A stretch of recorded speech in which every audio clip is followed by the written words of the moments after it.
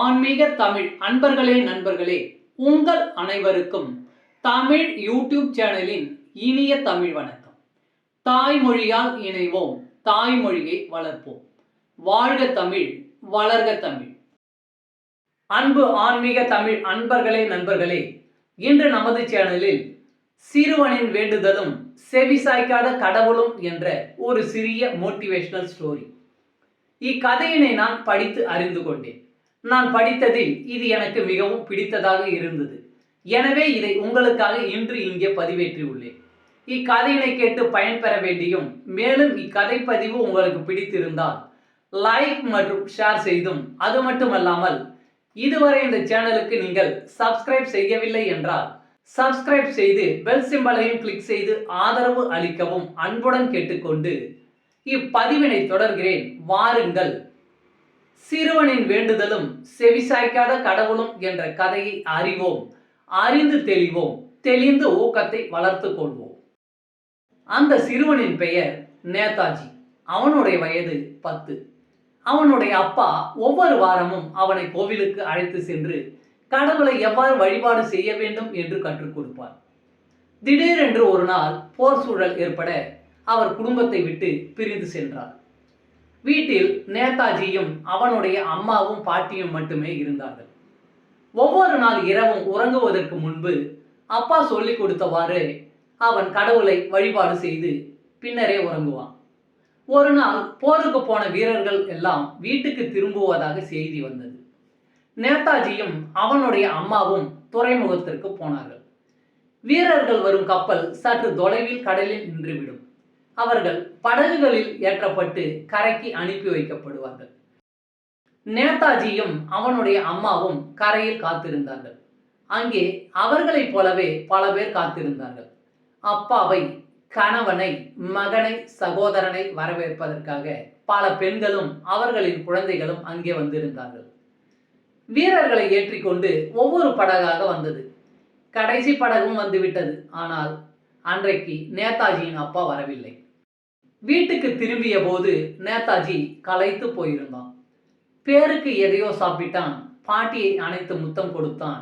Good night கூறி தன் படுக்கை அறைக்கு சென்றான். படுக்கையில் அமர்ந்து கடவுளை வழிபாடு செய்தான். கடவுளே, நான் நேதாஜி. நானும் அம்மாவும் இன்று முழுக்க கடற்கரையில் காத்திருந்தோம். அப்பா படகை தவற விட்டிருப்பார் என்று நினைத்தோம். அடுத்தடுத்து வரும் படகுகளுக்காக காத்திருந்தோம். எல்லா படகுகளும் திரும்பி போய்விட்டன. சீருடையில் இருந்த உயரமான ஒரு மனிதர் சொன்னார், எல்லா வீரர்களும் இறங்கி விட்டார்கள் என்று. அவர் சொன்னது தவறு கடவுளே. ஏனென்றால் வந்த ஒரு படகில் இருந்து கூட என் அப்பா இறங்கவில்லை. அம்மா அழுவதை பார்க்க எனக்கு பாவமாக இருந்தது. தயவு செய்து அப்பாவை வீட்டுக்கு அனுப்பி வையுங்கள் கடவுளே. அப்பொழுதுதான் அம்மா அழுகையை நிறுத்துவார் என்று கடவுளுக்கு நன்றி கூறி உறங்கினான். அந்த வாரம் முழுக்க அம்மா அழுது கொண்டே இருந்தார். போனில் யார் யாரிடமோ மற்ற வீரர்களைப் போல நேதாஜியின் அப்பா ஏன் வரவில்லை என்று கேட்டுக்கொண்டிருந்தார். 7ஆம் நாள் இரவு வழக்கம் போல் நேதாஜி வழிபாடு செய்தான். கடவுளே, நான் நேதாஜி. அம்மா சதா ஜன்னல் அருகே அமர்ந்து வெளியே வெறித்து பார்த்தபடி இருக்கிறார். முன்போல ஆர்வமாக சமைப்பதோ வீட்டு வேலைகளை செய்வதோ இல்லை. அடிக்கடி போனில் அப்பாவை ஏன் வீட்டுக்கு அனுப்பவில்லை என்று கேட்டுக்கொண்டிருக்கிறார். தெருக்கோடியில் இருக்கும் அம்மாவின் சிநேகிதி விசாரிக்க வந்தபோது அழுது தீர்த்து விட்டார். கடவுளே, நீங்கள் தான் அப்பாவை உங்களுடன் வைத்திருக்கிறீர்கள் என்று அவர் சொல்வதை கேட்டேன். அப்படி இருந்தால் அப்பாவிடம் இதுதான் வீட்டுக்கு திரும்புவதற்கான நேரம் என்று சொல்வீர்களா? ஏனென்றால் அம்மா நானும் அவர் இல்லாமல் ஏங்கி போயிருக்கிறோம். அம்மா இரவெல்லாம் அப்பாவின் பெயரை சொல்லி சொல்லி அழுது கொண்டிருக்கிறார். எனக்காக இதை அப்பாவிடம் சொல்வீர்களா கடவுளே என்று அவன் உறங்க சென்றான். நாட்கள் மெதுவாக நகர்ந்தன. சில வாரங்களும் கடந்தன. ஒவ்வொரு நாளும் வெறுமையாக ஒரே மாதிரியாக இருந்தது. 1 மாதம் ஆன பிறகு கூட நேதாஜியின் அப்பா திரும்பி வரவில்லை. ஒரு நாள் அம்மா ஜன்னல் வழியே வெறித்து பார்த்து கொண்டிருந்தார். அப்போது கதவு தட்டப்பட்டது. சீருடை அணிந்த ஒரு மனிதர் கதவுக்கு வெளியே நின்று கொண்டிருந்தார். அம்மா வெளியே போக அந்த மனிதர் சற்று பின்னகர்ந்து நின்றார். பாட்டியும் வெளியே போனார். சிறிது நேரத்தில் பாட்டி அலறியபடி தரையில் விழுந்தார். சத்தம் கேட்டு பக்கத்து வீட்டு பெண்மணி ஓடி வந்தார். நேதாஜிக்கு குழப்பமாக இருந்தது. அப்பா திரும்பி வரவிருக்கும் நேரத்தில் அம்மாவும் பாட்டியும் ஏன் அழ வேண்டும் என்று தோன்றியது. அவனுக்கு இதயம் கனத்தது. அவன் தன் படுக்கை அறைக்கு போனான். படுக்கை அறையில் நேதாஜி வழிபாடு செய்தான். கடவுளே, நான் நேதாஜி. நானும் அம்மாவும் அப்பாவை பார்ப்பதற்காக கடற்கரைக்கு போய் இன்றோடு 1 மாதம் 3 நாட்கள் ஆகிவிட்டன. இப்பொழுதுதான் சீருடை அணிந்த ஒரு மனிதர் வந்தார். அவர் சொன்னதை கேட்டு அம்மாவும் பாட்டியும் கத்தியபடியே கீழே விழுந்து விட்டார்கள். அவர்களின் அலறலை கேட்டு அக்கம் பக்கத்தில் இருப்பவர்கள் எல்லாம் ஓடி வந்தார்கள். அந்த மனிதர் கிளம்புவதற்கு முன்பு அம்மாவிடம் மன்னிப்பு கேட்டார். எனக்கு எதுவுமே புரியவில்லை. அம்மா ஏன் இவ்வளவு கவலைப்படுகிறார்? வந்த மனிதர் சொன்னார், அப்பா நாளை ஒரு மரப்பெட்டியோடு வருவார் என்று.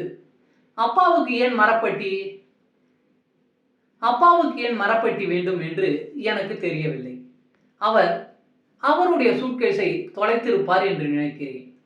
அப்பாவை வீட்டுக்கு திருப்பி அனுப்பியதற்காக நன்றி கடவுளே. நேதாஜி கண்ணீர் மல்க வேண்டுதல் வைத்து வழிபாடு செய்து கொண்டிருந்ததை அம்மா கதவருகே நின்று கேட்டுக்கொண்டிருந்ததை அவன் பார்க்கவில்லை. அடுத்த நாள் நேதாஜி கடவுளிடம் பிரார்த்தனை செய்தான். கடவுளே, நான் நேதாஜி. இப்போது புரிகிறது. அப்பா இன்று வீட்டுக்கு வந்தார். இப்போது அந்த மரப்பெட்டியை பற்றி எனக்கு நன்கு விளங்கிவிட்டது. இப்போதுதான் புரிகிறது கடவுளே. உங்களிடம் பிரார்த்தனை செய்யும் பொழுது அப்பாவை உயிரோடு அனுப்பி வையுங்கள் என்று கேட்க நான் மறந்து போனேன். அம்மா என்னை மன்னிப்பார் என்று நம்புகிறேன். அப்பாவை திருப்பி அனுப்பும்படி உங்களிடம் கேட்டபோது நான் எந்த அர்த்தத்தில் சொன்னேன் என்று உங்களுக்கு புரிந்திருக்கும் என்று நினைத்து விட்டேன். ஆனால் நீங்கள் நான் என்ன கேட்டேனோ அதை மட்டுமே செய்து விட்டீர்கள். நான் தான் விஷயத்தை குழப்பி விட்டேன். என் அம்மா இனிமேல் ஒருபோதும் மகிழ்ச்சியாக இருக்க மாட்டார் கடவுளே. அடுத்த முறை உங்களிடம் எதையாவது கேட்கும்போது மிகச்சரியாக கேட்பேன் என்று நம்புகிறேன். தயவு செய்து என் அப்பாவிடம் அவர் இறந்து போக வேண்டும் என்கிற அர்த்தத்தில் நான் வழிபாடு செய்யவில்லை என்று சொல்லுங்கள். அவரிடம் நான் சாரி கேட்டதாகவும் சொல்லுங்கள். அம்மாவின் துயரங்களுக்கெல்லாம் நான் தான் காரணம். என்னை மன்னித்து விடுங்கள். வழிபாடு செய்துவிட்டு நேதாஜி கண்களை திறந்தபொழுது அரைவாசலில் அம்மா நிற்பதை பார்த்தான். அம்மாவின் கண்களில் கண்ணீர். அம்மா சொன்னார், என் செல்லமே, இது உன் தவறில்லை.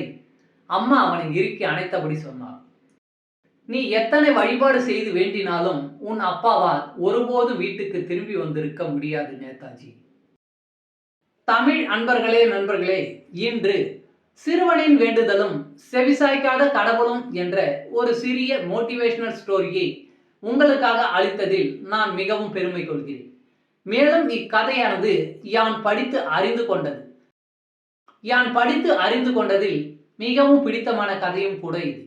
எனக்கு பிடித்த இந்த கதையானது உங்களுக்கும் பிடித்திருக்கும் என்ற நோக்கிலே உங்களுக்காக இங்கே அளித்துள்ளேன். இக்கதை பதிவினை கேட்டு பயன்பெற வேண்டி உங்களை அன்புடன் கேட்டுக்கொள்கிறேன். வாழ்க வளமுடன். சர்வம் சிவமயம். இறையருள் பெறுவோம். இன்பமாய் வாழ்வோம். அன்பு ஆன்மீக தமிழ் அன்பர்களே, நண்பர்களே, இவ்வீடியோ பதிவினை கேட்டு இன்புற்று ஆதரவு அளித்த அனைத்து தமிழ் உள்ளங்களுக்கும் எங்கள் உள்ளம் கனிந்த நன்றி. மேலும் இப்பதிவு உங்களுக்கு பிடித்திருந்தால் லைக் மற்றும் ஷேர் செய்தும், இதுவரை இந்த சேனலுக்கு நீங்கள் சப்ஸ்கிரைப் செய்யவில்லை என்றால் சப்ஸ்கிரைப் செய்து பெல் பட்டனையும் அழுத்தி ஆதரவு அளிக்கவும் அன்புடன் கேட்டுக்கொள்கிறோம். மிக்க நன்றி. அடுத்த பதிவில் உங்களை விரைவில் சந்திக்கும் வரை உங்களிடமிருந்து விடை பெறுவது தமிழ் யூடியூப் சேனல்.